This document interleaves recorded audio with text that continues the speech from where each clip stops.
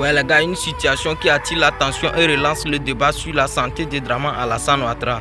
Alors sans plus tarder, je vous laisse regarder la vidéo par vous-même, likez, commentez, partagez la vidéo mensuellement. Abonnez-vous sur cette chaîne pour avoir beaucoup d'informations. On est ensemble, ciao. Sur les Ivoiriens.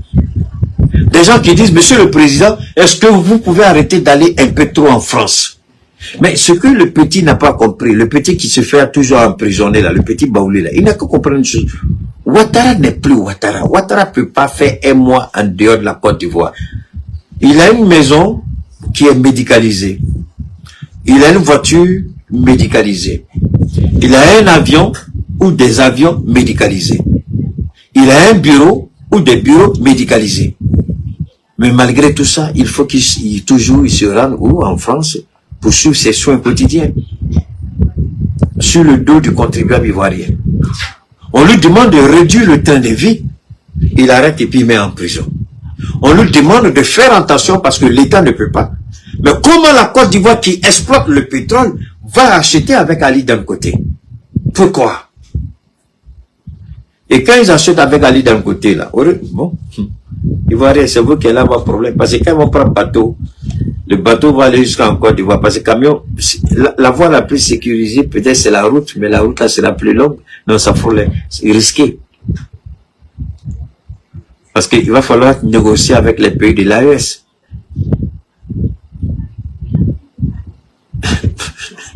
Je oublié passer par la mer. Comment la Côte d'Ivoire, je vous avais dit ce jour-là, que la Côte d'Ivoire devrait être le pays qui serait en train de vendre le carburant aux autres. Mais comment comprendre que la Côte d'Ivoire va acheter le carburant? Avec tout ce qu'on vous fait rêver, vous Ivoiriens, on a découvert tel puits de pétrole, avec tel milliard de quantité de barils, on a découvert telle chose, et puis vous allez acheter au Nigeria. Est-ce que vous n'avez pas honte, Ivoiriens? Je viens de lire tout de suite. Pour vous, j'ai lu ça tout de suite. Aliko d'un côté, pardon, qui vend à la Côte d'Ivoire, au Togo, à la Tanzanie, au Ghana. Mais la Côte d'Ivoire, pourquoi la Côte d'Ivoire va acheter son pétrole au Nigeria? Non, là-bas. Pourquoi la Côte d'Ivoire va au Nigeria? Pourquoi? Pourquoi? Parce que vous avez un voleur à la tête de ce pays. Parce que c'est pourquoi ils ne veulent pas le changement du pouvoir. Ils ne veulent pas une alternance véritable. Sinon, si vous allez acheter le carburant, vous n'êtes pas en mesure d'exploiter. Alors les 30 000 milliards, là, dites-moi, ou les 35 000 milliards, là, qui va payer? Vous allez payer ça comment? Ah, petit idiot, faut t'occuper du Mali, il y a mon bâtard 1000 fois.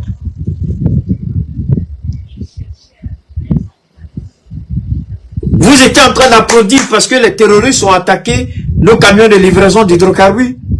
Maintenant, vous allez acheter au Nigeria. Prions Dieu que le bateau qui va prendre pour aller en Côte d'Ivoire ne soit pas attaqué par les terroristes. Parce que ça peut arriver aussi. Donc, tout ce que vous avez dit de nous, là, tout ce que vous avez, donne-moi une seconde, il y a mon côté bâtard que tu es, à GIS FF14, là, bâtard maudit que tu es, il y a mon côté, tu sais de quoi je parle? Bâtard que tu es. Il y a mon côté, je dis n'importe quoi, tu fais quoi ici? Enfant de capote percée. Bâtard. Enfant de pute, il y a mon côté. Donne-moi une seconde, je vais enlever le bâtard là, ici, là. Il y a mon côté, c'est ta place ici. Donc, c'est une réalité. C'est une réalité. À 42 000 milliards. Ok, merci. La Côte d'Ivoire serait normalement en train de vendre aujourd'hui. Même si c'est pas avec nous, la Côte d'Ivoire aurait dû être en train de vendre avec le Togo, avec le Ghana. Mais pourquoi même le Ghana va acheter? Parce que l'idiot du président du Ghana qui était là avant, comment il s'appelle? Ce minable de président qui était ami avec Ouattara. Parce qu'ils ont il a mis le Ghana à genoux. Et quand il a mis le Ghana à genoux, il a perdu le pouvoir. Le monsieur qui est arrivé, avec ce qu'il doit payer comme dette là, est-ce que le Ghana a les moyens aujourd'hui d'assurer la production nationale en hydrocarbures? Le même monsieur qui est là aujourd'hui, c'est celui qui avait laissé les caisses pleines du Ghana quand il partait. Et quand il est venu, moi je me souviens, il a dit le Ghana n'a même pas besoin d'aller prendre crédit, ni avec la Banque mondiale, ni avec le FMI. Mais après s'être lié d'amitié avec Alassane Ouattara, il a vidé les caisses du Ghana et le Ghana était incapable de payer sa dette et le Ghana payait sa dette avec l'or. Le président qui est parti, pas celui qui est là actuellement. Alors, il y a une chose qu'il faut retenir. J'avais dit que parce que je n'ai pas entendu, Dieu merci, même si j'ai souhaité que nos présidents aillent se mettre ensemble pour rapport au Niger, mais je n'ai pas entendu que le Mali soit allé d'un côté, ni le Burkina, ni le Niger. Ça veut dire que le Niger, malgré tout, arrive à produire suffisamment pour la consommation nationale et arrive à vendre un peu. C'est ce que la Côte d'Ivoire aurait dû faire, c'est ce que le Ghana aurait dû faire. Mais est-ce qu'on a besoin d'être un militaire pour avoir le sang patriotique? Ou bien il faut être dans l'AES pour avoir la fibre patriotique? Parce qu'à l'AES, c'est une concurrence entre les chefs d'État pour bien faire pour nos peuples. Si l'Iran se mettait à voler tel qu'Alassane Ouattara vole aujourd'hui, si l'Iran se mettait à voler et que la priorité des autorités iraniennes n'était pas de servir la cause du peuple iranien, les Américains allaient faire de l'Iran une bouchée. Je voudrais que chaque État réfléchisse sur ce qu'on appelle la résilience militaire, la résilience politique, la résilience morale du peuple iranien. Je répète, si le guide iranien se mettait à voler tel que les gens l'ont dit, ils se sont amassés des fortunes, l'Iran serait en genoux aujourd'hui avec les premières frappes américaines.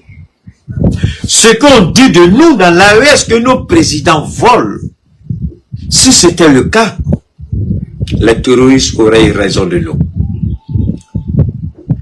Je vous en prie, apprenez à lire entre les lignes. Vous n'avez pas besoin de faire la haute politique comme nous on le fait parce que ça prend du temps. Et il y a l'expérience aussi, il y a la connaissance personnelle et surtout il y a la baraka de Dieu. Pour placer les pions, il faut pour vous amener à comprendre certaines choses. L'Iran aujourd'hui est une fierté pour tous les pays. Pas seulement que nous sommes alliés de l'Iran, mais nous sommes fiers d'avoir un allié comme l'Iran qui a su résister à l'envahisseur, à Goliath. Et la résilience iranienne envoie un message à tous les peuples qui veulent être libres demain. C'est parce que les autorités iraniennes ont pris en charge le bien-être du peuple iranien. Moi, j'ai montré une fois, si vous vous rappelez, je vous ai montré une fois, le plus grand mall au monde se trouvait à Téhéran. Je répète, le plus grand mall au monde se trouve à Téhéran. Pas à Dubaï, pas au Qatar, pas au Koweït, mais en Iran. Vous regardez le mall, vous vous taisez. Pour faire le tour du mall, vous êtes obligé d'être dans votre voiture. Moi, je me suis posé la question, comment l'Iran a pu construire un tel mall avec toutes ces sanctions? L'Iran n'était pas ce pays aussi isolé tel que la presse occidentale vendait la mauvaise information, le mauvais narratif. Salir l'Iran, isoler l'Iran, mentir sur l'Iran. Voilà ce à quoi la presse française particulièrement se livrait. Mais pourtant, on a vu le guide aller rencontrer des familles chrétiennes. Il a su tisser ce lien indestructible entre toutes les communautés et la nation iranienne. On est tous enfants d'Iran et chacun a son choix et sa confession religieuse. Il n'appartient pas au guide d'exclure de rejeter ou de condamner quelqu'un par rapport à sa foi? Est-ce que quelqu'un était mieux placé que